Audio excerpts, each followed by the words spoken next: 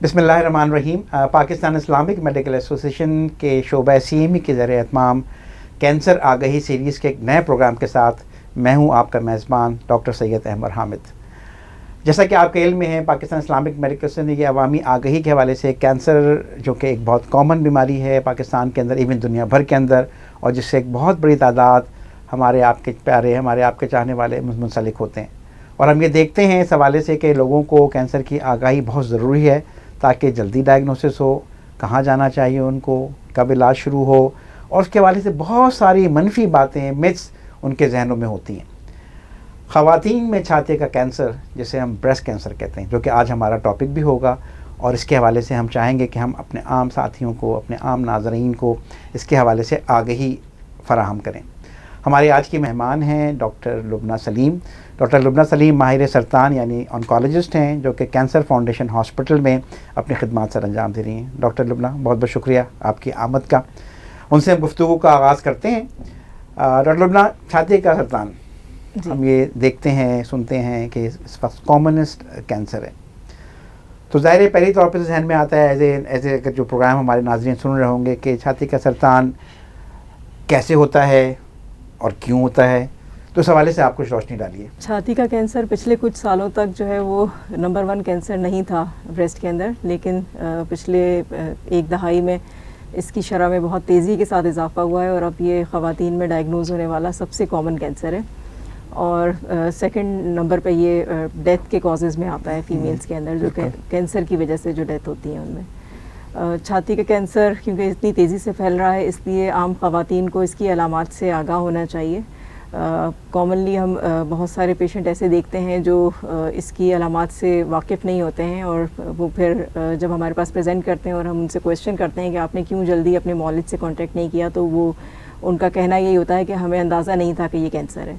तो इसलिए कैंसर की जो बुनियादी अलामात ब्रेस्ट कैंसर की जो हो सकती हैं उनके बारे में मुकम्मल जो है ना आगाही आवाम को मुहैया करने की ज़रूरत है। ब्रेस्ट के कैंसर मुख्तलिफ़ अलामात के साथ प्रेजेंट कर सकते हैं। इसमें सबसे कॉमन अलामत जो है वो गुठली का बनना है। ये गुठली ज़्यादातर केसेस में बग़ैर दर्द के होती है। ठीक है, ख़वातीन ज़्यादातर ये कहती हैं कि हमें दर्द नहीं था इसलिए हमने इसे नोटिस ही नहीं किया, हमने कहा कि ये कुछ भी नहीं है। तो कैंसर की जो रसौलियाँ ब्रेस्ट के अंदर बनती हैं वो बग़ैर पेन के पेनलेस होती हैं, उनमें पेन का होना ज़रूरी नहीं है, और पेन ब्रेस्ट कैंसर की कोई ख़ास अलामात में से भी नहीं है। जब गुठली अपनी एक मखसूस साइज़ से ज़्यादा बड़ी हो जाती है तब फिर वो आसपास के अज़ा को इन्वॉल्व करती है, मसल्स को इन्वॉल्व करती है, और पेन क्रिएट करना शुरू कर देती है। उसके अलावा जो ब्रेस्ट कैंसर की अलामात हैं उसमें स्किन की रंगत में तब्दीली आना, स्किन के टेक्सचर में यानी उसकी सॉफ्टनेस में तब्दीली आना, स्किन का सख्त हो जाना, उसके ऊपर डिम्पल या छोटे छोटे सुराख लाइक चीज़ें नमूदार होना, जैसे ऑरेंज की स्किन होती है इस तरह की स्किन का हो जाना, नारंगी जिसे कहते हैं, नारंगी की तरह की शक्ल हो जाए उसकी। उसके अलावा जो है निपल का अंदर चला जाना, ये एक मखसूस अलामत हो सकती है ब्रेस्ट कैंसर की। जब अंदर गुठली बनना शुरू होती है तो वो बाज़-औक़ात फील नहीं हो रही थी, लेकिन वो निपल को अपनी तरफ खींच लेती है। उसके अलावा निपल से किसी किस्म का डिस्चार्ज आना, ज़्यादातर खूनी डिस्चार्ज का आना यानी सिक्रीशंस का या मवाद का आना। उसके अलावा जो है पस या कोई किसी भी अबनॉर्मल किस्म की मवाद का निपल से डिस्चार्ज होना इसकी अलामत हो सकती हैं। बाकी फिर जब ब्रेस्ट के कैंसर बढ़ते हैं और फैलते हैं तो वो ज़्यादातर बगल तक जाते हैं, तो बगल में किसी किस्म की गुठली महसूस होना भी ब्रेस्ट कैंसर की अलामात में से हो सकती है। हो सकता है कि ब्रेस्ट में किसी फ़ीमेल को गुठली महसूस ना हो लेकिन उसके बगल में उसे गुठली महसूस हो, तो ये सारी अलामात ब्रेस्ट कैंसर की हो सकती हैं। ठीक है डॉक्टर, मेरे ख्याल है आपने बहुत ही अहम जो कॉमन है, ये बहुत सबसे अहम बात जो आपने बताई कि बग़ैर किसी दर्द के अगर कोई गिल्टी महसूस हो रही है, कॉमनेस्ट सिम्टम होती है ख़वातीन में छाती के सरतान की, और जो आपने बाकी चीज़ें बताई वो भी यकीनन बहुत अहम है, और यकीनन मैं नाज़रीन को उसमें मज़ीद बातें नाज़रीन होंगी। अच्छा, अगर खुदा न खास्ता किसी खातून को इस तरह का मसला होता है तो अगले मरहले में उनको क्या करना चाहिए? पहले तो आप, मेरा ख्याल है बहुत इंपॉर्टेंट है कि हमारे माशरे में लोग ज़ाहिर है जनरली शर्माते हैं या बताते नहीं हैं, उसकी वजह से हम ये सोचते हैं कि बहुत एक सिग्निफिकेंट टाइम, क्योंकि टाइम बहुत इंपॉर्टेंट है कैंसर के इलाज में, तशख़ीस और इलाज। तो इस सिलसिले में किसी भी अगर खातून को ऐसा कोई मसला हो तो वो कहाँ जाएँ और क्या इब्तदाई टेस्ट हो सकते हैं कि जिससे तशख़ीस में मदद मिल सके? सबसे पहले स्टेप पे तो जैसे मैंने ये अलामात ब्रेस्ट कैंसर की बताई हैं, तो हर खातून अपने आप को एग्जामिन करे। ठीक है, वो जब तक अपने ब्रेस्ट के नॉर्मल टेक्सचर से अवेयर नहीं होंगी तब तक वो उसमें कोई एबनॉर्मेलिटी पिक नहीं कर सकेंगी। तो تمام خواتین کو یہ چاہیے کہ ایٹ لیسٹ 2 سے 3 مہینے میں اپنے آپ کو 4 سے 5 منٹ دیں جس میں وہ اپنا ایگزامینیشن کریں. ایگزامینیشن کے حوالے سے آپ کو مختلف ویڈیوز اب ایزیلی یوٹیوب پہ ٹی وی کی ریکارڈنگز میں مل سکتی ہیں جن سے آپ فائدہ سیکھ سکتے ہیں کہ کس طریقے سے ایگزامینیشن کیا جاتا ہے. اب اگر کوئی بھی خاتون اس قسم کی کوئی بھی تبدیلی اپنے اندر محسوس کرتی ہیں تو انہیں یہ چاہیے کہ اپنے قریبی کسی بھی فیمیل ڈاکٹر سے کانٹیکٹ کر سکتی ہیں.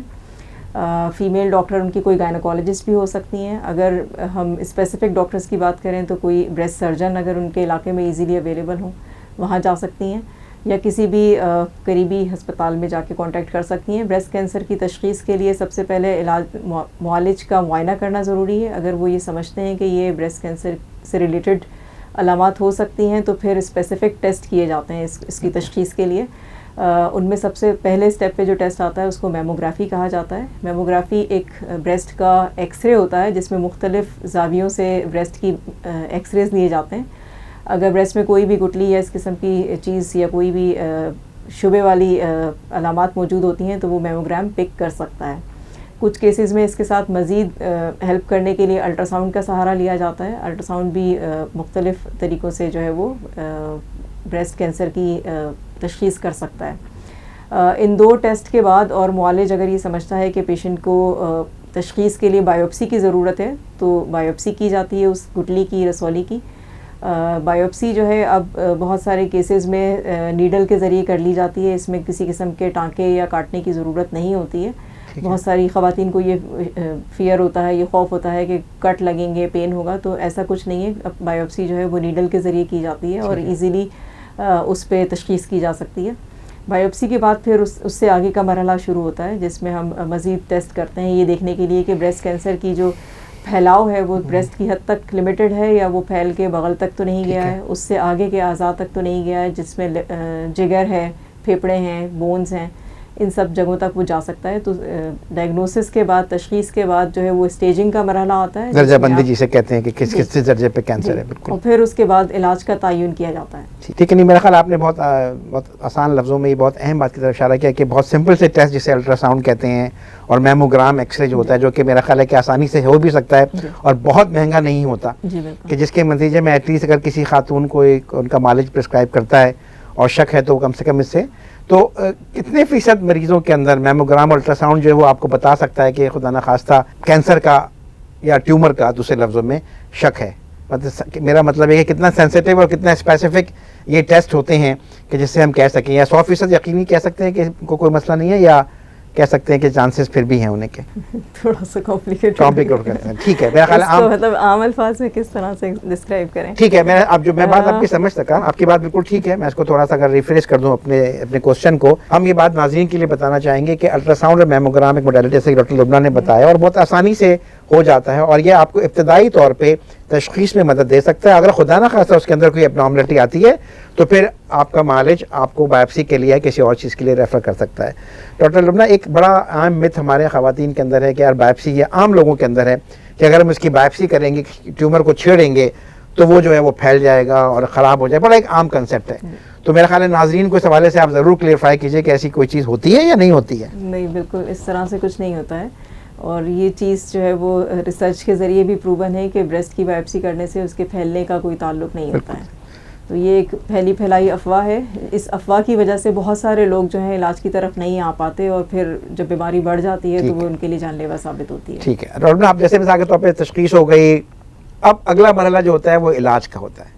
ٹھیک ہے, علاج کا سن کے ظاہر ہے لوگوں کے ذہن میں بہت سارے وسوسے آتے ہیں, تو کیا آپ اس کے اوپر روشنی ڈالنا پسند کریں گی کہ سرجری ہوتی ہے, بعض لوگ کہتے ہیں کہ چھاتی کو ریموو کر دیا جاتا ہے, پھر کیمو دی جاتی ہیں, پھر شعاعیں دی جاتی ہیں. بریفلی اگر آپ عام لوگوں کی آگہی کے لیے کہ بریسٹ کینسر کے علاج کے کیا مراحل ہوتے ہیں اس پہ روشنی ڈالیں. اچھا, بریسٹ کینسر کے علاج کے مختلف مراحل ہیں. اگر میں اسے آسان الفاظ میں بیان کروں تو اس میں سرجری سب سے پہلے نمبر پہ آتی ہے, سیکنڈ نمبر پہ کیمو تھیراپی ہے, تھرڈ نمبر پہ ریڈیشن تھیراپی ہے, اور چوتھے نمبر پہ ہارمونل تھیراپی جو ٹیبلٹ کے ذریعے ایک کورس ہوتا ہے جو کافی لمبے عرصے تک کھلائی جاتی ہیں دوائیاں, وہ ہوتا ہے.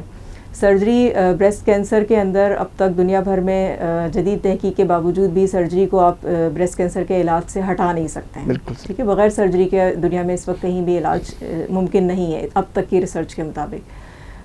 جتنا جلدی پیشنٹ کا بریسٹ کینسر ڈائگنوز ہوگا, جتنا ارلی اسٹیج پہ ابتدائی مراحل پہ ڈائگنوز ہوگا, اتنا چانسز ہیں کہ پیشنٹ کی کیموتھیراپی شعاؤں اور سے بچت ہو سکتی ہے. بالکل صحیح. ٹھیک ہے, جتنا ایڈوانس اسٹیج میں پیشنٹ آئیں گے اس صورت میں ساری کے سارے اسٹیپس جو ہیں آپ کو فالو کرنے پڑیں گے. لیکن اگر ارلی اسٹیج پہ پیشنٹ پریزنٹ کرتا ہے, اس کی سرجری ہو جاتی ہے, تو ہو سکتا ہے کہ اسے کیموتھیراپی کی ضرورت نہ ہو. ریڈیشن تھیراپی اگر بریسٹ کو بچایا جاتا ہے, صرف گٹلی والے حصے کو نکالا جاتا ہے, تو ریڈیشن تھیراپی مست ضروری کی جاتی ہے. ادروائز اگر بریسٹ کو نکال دیا جائے تو اگر ضرورت ہوگی تو کچھ مریضوں کو کی جاتی ہے ریڈیشن, اور کچھ کو نہیں بھی کی جاتی ہے. اس کے علاوہ سرجری جو ہے اس میں بریسٹ کو بچانے والی سرجری بھی کی جا سکتی ہے, یعنی صرف گٹلی کے حصے کو نکال دیا جائے, یا پورا بریسٹ ریموو کرنے کی ضرورت بھی پڑ سکتی ہے. یہ ڈپینڈ کرتا ہے کہ گٹلی کا سائز کتنا بڑا ہے. اگر پیشنٹ چھاتی کو بچانا چاہتے ہیں تو انہیں ارلی اسٹیج پہ یعنی چھوٹی گٹلی کے ساتھ پریزنٹ کرنا ہوگا. جتنی گٹلی چھوٹی ہوگی اتنا بریسٹ کو بچانے کے چانسز پیشنٹ کے زیادہ ہوں گے. گٹلی کا سائز بڑا ہوگا, انوالومنٹ زیادہ ہوگی, اسکن کے اندر سرخی اور سویلنگ آ جائے گی, تو اس صورت میں چھاتی کو بچانا پھر پیشنٹ کے حق میں بہتر نہیں ہوتا ہے, تو پھر پوری چھاتی کو نکلوانا پڑتا ہے. کیموتھیراپی جو ہے وہ ڈرپس کے ذریعے دوائیاں ہیں. اکثر پیشنٹ میرے پاس جب آتے ہیں تو وہ بہت زیادہ خوفزدہ ہوتے ہیں کہ کیموتھیراپی کس قسم کی دوائیاں ہیں. ان کو لگتے ہی انہیں محسوس ہوتا ہے کہ شاید انہیں کچھ ہو جائے گا, اس قسم کی کیفیات ہوں گی جو وہ ڈیل نہیں کر سکیں گے. تو کیموتھیراپی کچھ ٹاکسک دوائیاں ضرور ہیں, لیکن ان کے سائیڈ ایفیکٹس مینیجیبل ہوتے ہیں. ان کو ہم مینیج کر سکتے ہیں اپنے احتیاطی تدابیر کے ساتھ اور کچھ احتیاطی دوائیوں کے ساتھ. عام طور پہ کیموتھیراپی کے بعد بریسٹ کینسر میں جو کیموتھیراپی عام طور پہ کی جاتی ہے اس سے بال گر جاتے ہیں, لیکن یہ 4 سے 5 مہینے کا کیموتھیراپی کا ایک کورس ہوتا ہے جس کے بعد پیشنٹ کے بال واپس آ جاتے ہیں. اس کے علاوہ جو سائیڈ ایفیکٹس ہوتے ہیں اس میں اسکن کا چینج ہونا, کالا ہو جانا, نیلز کا کالا ہو جانا, الٹی متلی کی کیفیات ہونا شروع میں, منہ میں چھالے آ جانا, یا موشن یا دست کا لگنا, بخار کا آ جانا. اس قسم کی نارمل قسم کی کیفیات ہوتی ہیں جن کو آپ آرام سے جو ہے وہ دوائیوں کے ذریعے مینیج کر سکتے ہیں, کنٹرول کر سکتے ہیں. یہ ایسی نہیں ہوتی کہ جس سے پیشنٹ کی جان کو خطرہ ہو. ہاں, لیکن اگر کینسر بڑھ جائے گا تو اس سے پیشنٹ کی جان کو خطرہ ضرور ہوگا.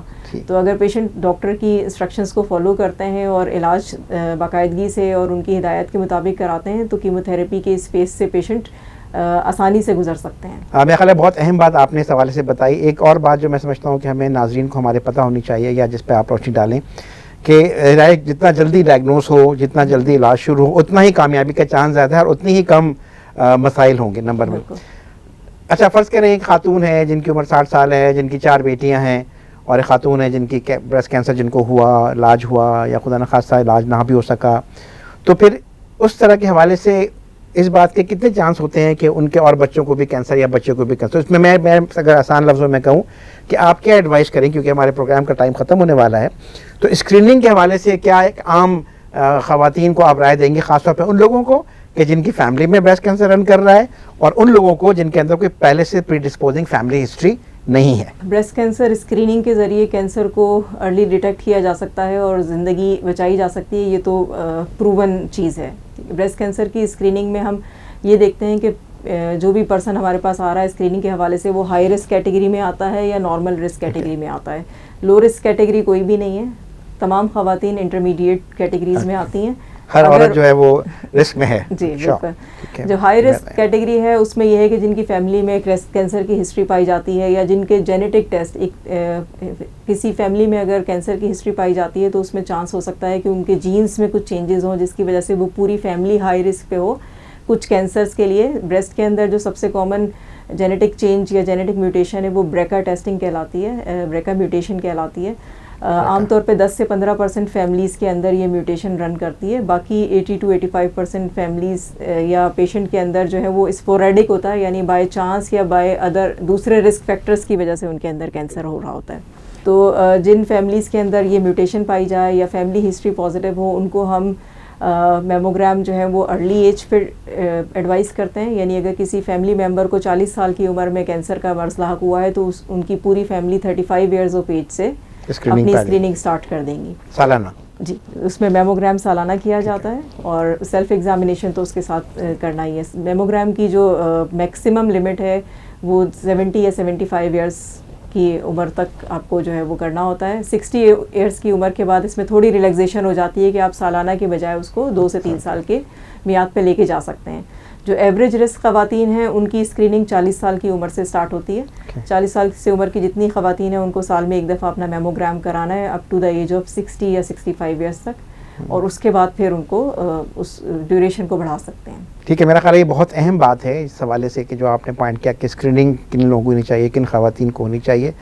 تو میرا خیال ہے اس بات کے ساتھ ہم اپنے اس آج کا پروگرام کا اختتام کرتے ہیں. ڈاکٹر لبنہ نے چھاتی کے کینسر کے حوالے سے بہت اہم باتیں عام لوگوں کی آگہی کے لیے کی, اور اس دعا کے ساتھ کہ اللہ تعالیٰ ہم سب کو جو ہے وہ ان بیماریوں سے محفوظ رکھے, اور یہ جو پیغام بیمہ اور ڈاکٹر لبنہ کی طرف سے عام لوگوں کے آگے کے لیے پیش کیا, اس کا فائدہ ہمارے لوگوں کو پہنچے, تاکہ خدا نخواستہ اگر کسی کو کینسر کی کوئی ایسی بیماری لاحق ہونی ہے تو ارلی ڈائگنوز ہو, ابتدائی علامات کے ساتھ ہی کینسر ڈائگنوز ہو, تاکہ اس کا ٹریٹمنٹ ہو سکے اور وہ ایک اچھی اور پرسکون اور صحت مند زندگی آگے جا کے گزار سکے.